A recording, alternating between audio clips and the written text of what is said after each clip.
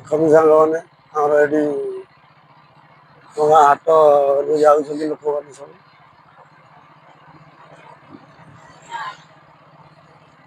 ମୁଁ ଆମର ପୁଅ ଝିଅକୁ ଟ୍ୟୁସନ୍ ନେଇକି ଯାଉଛି। ଦେଖ ଟ୍ରାକ୍ଟର ଲାଗିଛି, ଧାନ ଲୋଡ୍ ହେଉଛି ରାସ୍ତାରେ। ଏଇଟା ଆମ ଗାଁକୁ ଗୋପୀନାଥପୁର ସଂଯୋଗ କରିଥିବା ରାସ୍ତାଟା।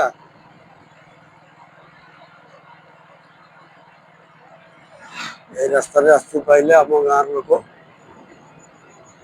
ପ୍ରାୟ ସବୁ ଚଳପ୍ରଚଳ।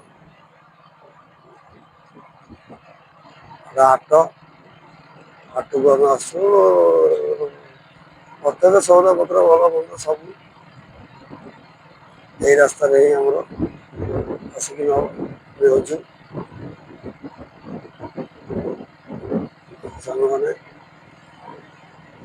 ହେଲା ଆମ ଗାଁ ଗହିର, ଏଟା ହେଲା ଆମ ଗାଁ ଆଖୁ ଦେଖ।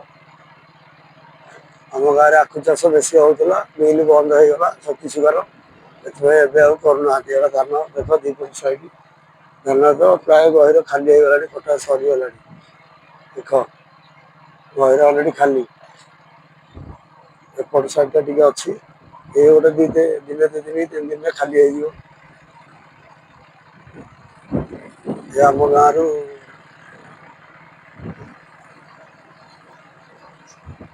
ଡେଲି ସକାଳ ପାଇଲେ ଲୋକ ଇଆଡ଼େ ଆସିବେ ହାଟକୁ ଆମର। ଦେଖନ୍ତୁ ଆଗରେ ଗୋଟେ ଅଟୋ ଯାଉଛି ଖଟ ଖଟ ହେଇକି। କଣ ମାଲ ଲୋଡ୍ କରିଛି, ତାଲା ପଡିଛି ଆମେ ଜାଣିପାରୁନୁ।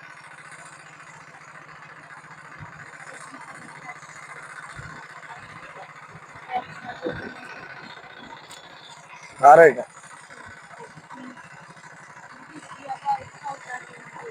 ଏଥିରେ ଏ ଦେଖନ୍ତୁ ଏ ଅଟୋ ଯୋଉ ଯାଉଛି ଆମର ଏକ୍ସେଲରେ ତାର ସବୁ ରାସନ ବିକୁଥିଲା, ଏବେ ଅଟୋ କରିକି ସେ ରାସନ ବିକ୍ରି କରୁଛି। ଯେହେତୁ ଆମ ଗାଁରୁ 1 କିଲୋମିଟର ଦୂର ସଉଦାପତ୍ର ଆମ ଗାଁରେ ହେଲେ ମିଳୁଛି। ଇଏ ଟିକେ ରେଟ୍ ଚିପ୍ ରେଟ୍ରେ ଦେଉଛି, ଭଲ ରେଟ୍ରେ ଦେଉଛି।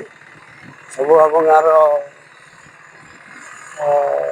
ଲୋକମାନେ ସବୁ ରଖୁଛନ୍ତି ତାଠୁ। ଜଣ୍ଡା ସବୁ ଆମର ଆମ ଗାଁକୁ ଧରିକି ଆସୁଛି। ସବୁ ପନିପରିବା ଟମାଟୋ ବାଇଗଣ ତେଲ ଲୁଣ ପ୍ରତ୍ୟେକ ସଉଦା ରାସନ ଧରିକି ଆସୁଛି।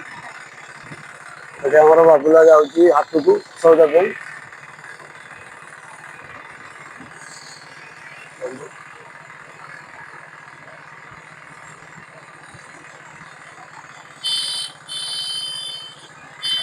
ଆମେ ଏମିତି ଧୀରେ ଧୀରେ ଯାଉଛୁ ଆଉ। ଗାଧେଇ ପାଧେଇ ଖାଇ ପିଇ ପିଲା ସ୍କୁଲ ଯିବେ।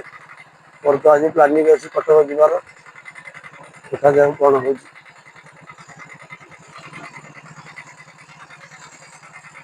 ରହୁଛି, ନମସ୍କାର, ଜୟ ଜଗନ୍ନାଥ।